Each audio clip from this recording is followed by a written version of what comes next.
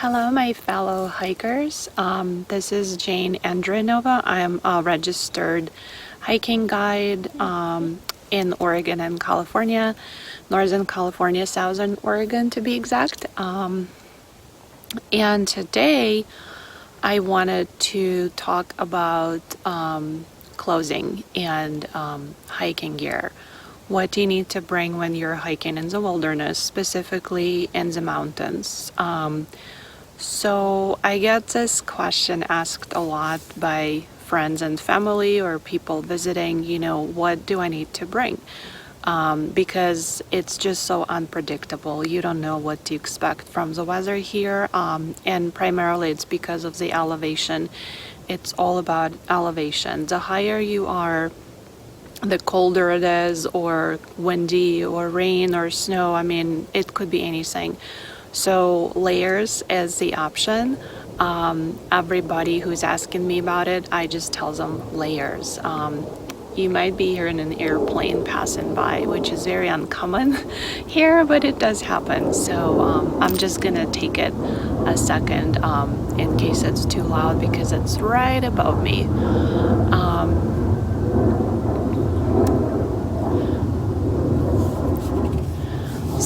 So let's start from the bottom up and what you need. Hiking shoes. For example, in the winter time, it's better to have waterproof shoes because even if you're hiking in the summer, some of the higher elevations might still have patches of snow. So you might want to need some shoes that are waterproof and that can take wet snow or any kind of snow. If you like to hike in the winter, obviously you do need the waterproof boots. Now, one thing that I noticed from my experience, a lot of the hiking boots would be rated as waterproof, but then when you wear them, they're actually not. So make sure that you do check that out. So I prefer the boots that have ankle support, which means they go up to your ankle, not the regular shoe. And the reasoning for that is when, let's say you're hiking on the uneven surface and you're stepping, like you're going down something and you're stepping and then your foot ends up to be kind of like at an angle, or you step on a like a wooden stick or branch or on a pine cone, and then you can twist your ankle. And the most extreme of that, if you fall and twist an ankle, which is something that happened to me when I was backpacking in the Grand Canyon and I didn't have the ankle support, learned my lesson. So just because of that, but even again on the flat surface, if you step on a pine cone, then your foot is going to be at an angle, which is very uncomfortable and could be painful for several minutes. So yeah, ankle support is very important. You want to make sure that the sole of the boot is also gripping. So if you're going down or up on the rocky surface or gravel or sand, that it has some traction. Very important too, because going down especially, you're going to be sliding all the time. Now with the pants or like shorts, I don't recommend hiking with your bare skin at the bottom if you're on the poison oak or poison ivy places. So poison oak, it's very abundant here in Southern Oregon and Northern California, and it grows in usually sunny places and up to 3,500 feet elevation. If you get over 3,500 feet in elevation, you don't have to worry about it. If you're hiking below it, there is a lot of it. So if you're on the trail, sometimes it grows very close to the sides of the trail, and you have to be really careful what you're touching. So you could be just turning around wanting to say something to whoever is hiking with you, and then you accidentally touch it because it's growing right on the side of the trail. So that's why I recommend having some kind of long pants, so if that does happen, that's not a big concern to you. Obviously, if you're hiking in the area where there's no poison oak or poison ivy, then yes, you can wear shorts or shirt or leggings or something.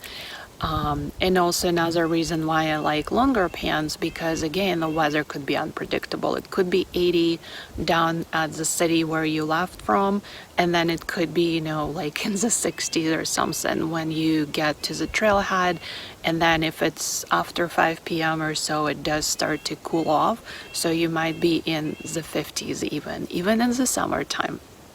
So that's why I prefer to have leggings, or I would always bring them with me if I'm wearing something like shorts or skirt. I just have it in my backpack. Again, layers, like today, for example, it's a very warm day, but I do have a warm sweater with me because I don't know how it's going to be later in the day. I don't know how it's going to be in the elevation. So I always have it just in case, because it's better to have the layers and something you can take off than nothing to put on.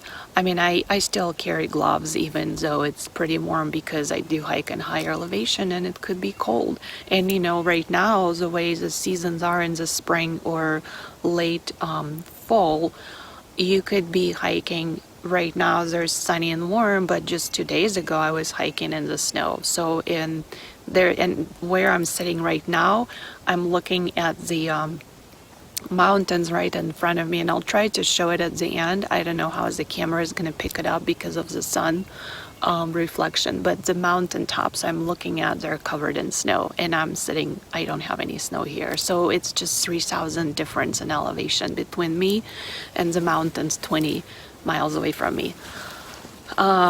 So layers. Sorry, I have my dog with me. You probably see him in the background. He always hikes with me. Having a sweater is a good thing. In the fall or early spring months, it's good to have a rain jacket, obviously, or some kind of lighter coat you can put on, something that you can easily roll and put in the backpack.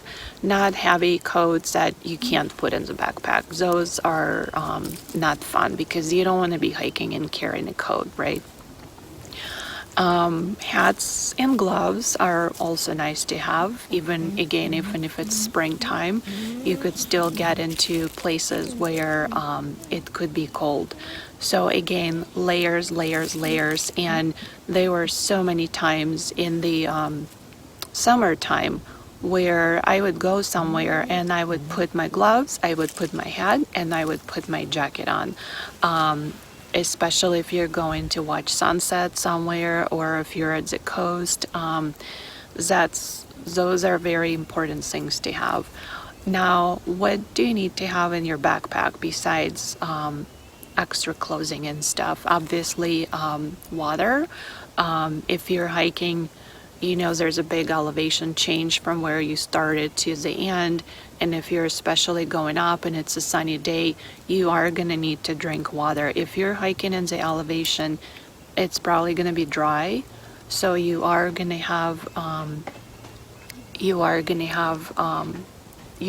want to need to drink a lot of water.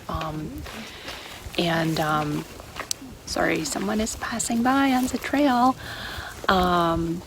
Or you want to have one of those, I forgot what they're called, the inserts, the water that you can put inside your backpack. So that's what normally I use if I'm hiking a lot. For example, if it's a full day of hiking where I'm going to the top of the mountain, then I would probably bring 2 liters or something of 2 gallons of water or 2 liters, I guess. Yeah, 32 ounces or something like that.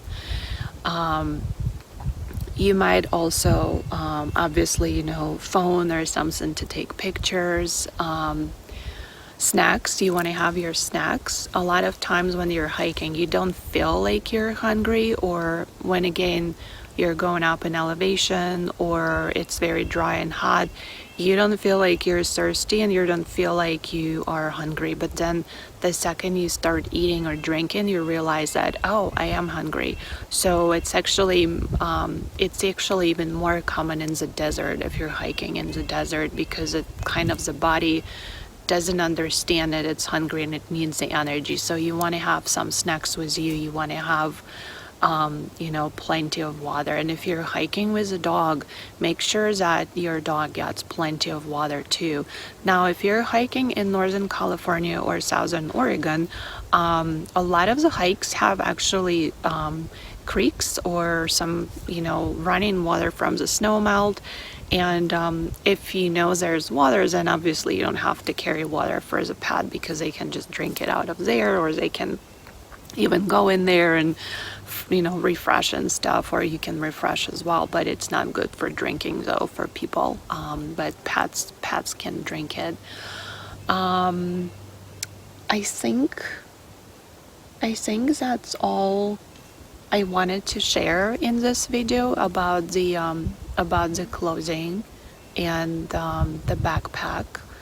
And oh yeah, the backpack, it's better to have it with the back support, because the cheaper ones that don't have the support, your shoulders are going to be tired pretty soon because of all that weight. They just don't support. The backpack has no support, so it's pretty much just hanging on your shoulders. So it's better to have it with the back support. So yes, thank you for listening. Hopefully that helps, and let me know if I missed anything, or if there's anything that you bring with you that you think is needed or that you find helpful.